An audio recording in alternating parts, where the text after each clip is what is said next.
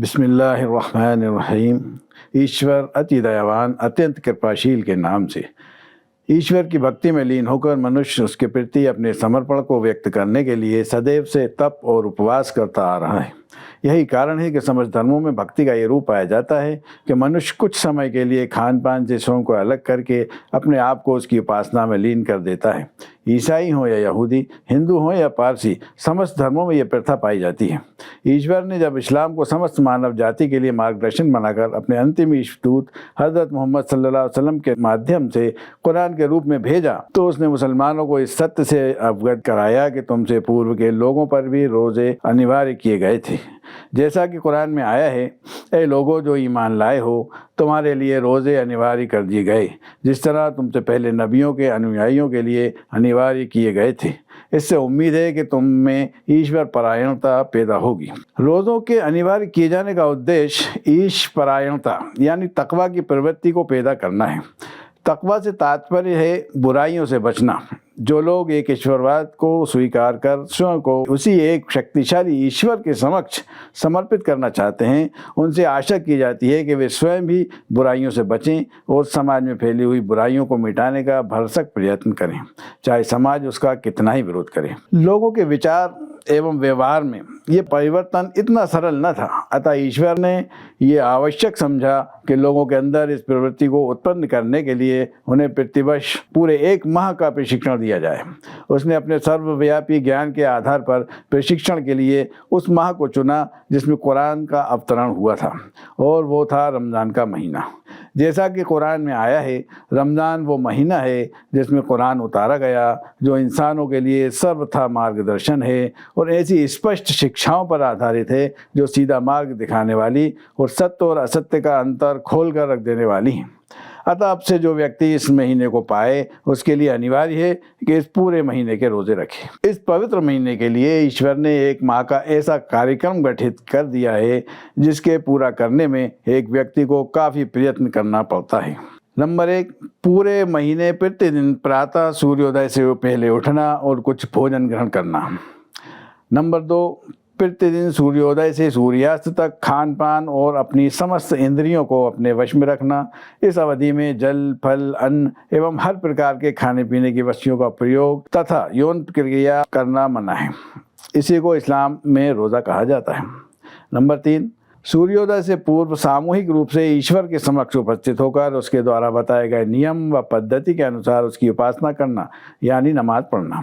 Number 4, इसी रोज़े की आस्था में अपनी समस्त दिनचर्या को पूरा करना। इस्लाम की शिक्षा ये नहीं है कि ईश्वर की उपासना सामाजिक एवं पारिवारिक दायित्व का त्याग कर ही संभव है। इस्लाम के अनुसार तो इस दायित्व की पूर्ति के लिए भरपूर प्रयत्न करना भी ईश्वर की उपासना का एक अंग है।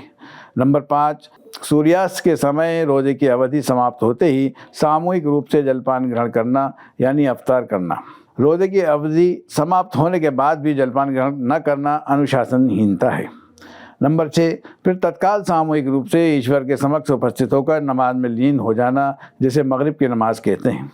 नंबर 7, इसके कुछ ही घंटे बाद रात्रि की नमाज इशा की नमाज के लिए फिर से उपस्थित हो जाना। इशा की नमाज के बाद तरावी की नमाज पढ़ी जाती है, जिसमें प्रतिदिन थोड़ा थोड़ा करके 1 माह में पूरा पवित्र कुरान पढ़ा जाता है। नंबर 8, इसके बाद रात्रि में सोने की अनुमति है, परंतु ईशदूत हज़रत मोहम्मद सल्लल्लाहु अलैहि वसल्लम ने हमें प्रेरणा दी है कि हम मध्य रात्रि या उसके कुछ समय बाद उठकर एकांत में अपने ईश्वर के समक्ष तहज्जुद की नमाज में खड़े होकर उसके प्रति अपने समर्पण को व्यक्त करें। नंबर 9, इस अति व्यस्त कार्यक्रम में 5 नमाजों को अपने समय पर पूरा करना है और यदि संभव हो तो पूरे महीने में 1 बार कुरान का अध्ययन भी कर लें। नंबर 10, इस अति व्यस्त एवं कठिन कार्यक्रम में यह भी सम्मिलित है कि अपने पूरे वर्ष की आय एवं समस्त संपत्ति पर ज़कात यानी अनिवार्य धनदान भी दिए जाए, जिसकी मात्रा ईश्वर ने सुनिश्चित की है। रमज़ान के इस महीने में ईश्वर हमसे ये भी अपेक्षा करता है कि हम पूरा समय उसके बनाए हुए नियमों का पालन करेंगे और उसकी अवहेलना यानी अनादर से बचने का भरसक प्रयत्न करेंगे। और यदि समय के साथ इसमें सुस्ती आती है तो अगला रमज़ान हमारे अंदर नई शक्ति का संचालन कर हमें फिर तक़वा पर जमा देगा। रमज़ान मात्र मुसलमानों के लिए इबादत का महीना नहीं है, बल्कि ये समाज सुधार का भी एक शक्तिशाली माध्यम है। समाज में फैले हुए भ्रष्टाचार एवं अपराध को रोक पाने के समस्त प्रयत्न की असफलता से ये सत्य अब उजागर हो गया है कि मात्र पुलिस और कानून के बल पर समाज से बुराइयों को समाप्त नहीं किया जा सकता। इसको समाप्त करने का एक ही रास्ता है और वो है तक़वा, अर्थात लोगों के हृदय में इस भावना को जागृत करना कि वे ईश्वर के सामने उत्तरदायी हैं और इस कारण वो स्वयं अपने आप को समस्त बुराइयों से दूर रखें। रमज़ान इसी भावना को जागृत करने का महीना है। ईश्वर से संबंध विच्छेद यानी अलग होकर समाज नैतिक पतन का शिकार हो जाता है, जैसा कि वर्तमान समाज में हुआ है। रमज़ान ईश्वर से संबंध सुदृढ़ करने का प्रभावशाली माध्यम है। अतः रमज़ान नैतिक पतन से समाज की रक्षा करता है और समाज के उत्थान में सहायक सिद्ध होता है। अनुशासनहीनता समाज के उत्थान में सबसे बड़ी रुकावट है। रमज़ान लोगों में अनुशासन का सद्गुण पैदा करता है और उन्हें एक अच्छा नागरिक बनाता है। लोगों के समूह का ही दूसरा नाम समाज है। सामूहिकता की भावना जितनी शक्तिशाली और दृढ़ होगी, समाज भी उतना ही मजबूत होगा। व्यक्तिवाद इसके लिए अति हानिकारक है। रमज़ान में सामूहिकता की स्थिति प्रबल होती है। रमज़ान मानव प्रेम का महीना है। ईश्वर के प्रति समर्पण लोगों में आपसी प्रेम और सौहार्द तथा एक दूसरे के काम आने की भावना पैदा करता है। रमज़ान में ईश्वर की आज्ञा का पालन करने के लिए स्वेच्छा से हलाल चीज़ों को कुछ समय के लिए अपने ऊपर हराम कर लेने से सहनशीलता और धैर्य की भावना उत्पन्न होती है, जो समाज को शक्तिशाली बनाने के लिए अति आवश्यक है। गरीबी समाज के लिए एक अभिशाप है। इसको दूर करने के सभी कार्यक्रम अब तक व्यर्थ सिद्ध हुए हैं। ज़कात गरीबी उन्मूलन का एक प्रभावकारी रास्ता एवं विकल्प है। ये एक ईश्वरीय व्यवस्था है जिसमें धनाढ्य वर्ग स्वेच्छा से अपनी आय का एक अंश गरीबों को दे देता है और उसके बदले में उससे किसी भी प्रकार के लाभ की आशा तक नहीं रखता। इस ईश्वरीय व्यवस्था को अगर सामूहिकता के साथ सुनियोजित ढंग से लागू किया जाए तो इसमें इतनी शक्ति है कि यह समाज से गरीबी को पूर्ण रूप से समाप्त कर दे। इतिहास साक्षी है कि ऐसा पहले हो चुका है। रमज़ान वो महीना है जिसमें कुरान का अवतरण आरंभ हुआ, जिसे ईश्वर ने समस्त मानव जाति के मार्गदर्शन के लिए भेजा और जिसके बारे में ईश्वर ने यह भी बता दिया कि कुरान संसार की समस्त चीज़ों से अधिक महत्वपूर्ण है।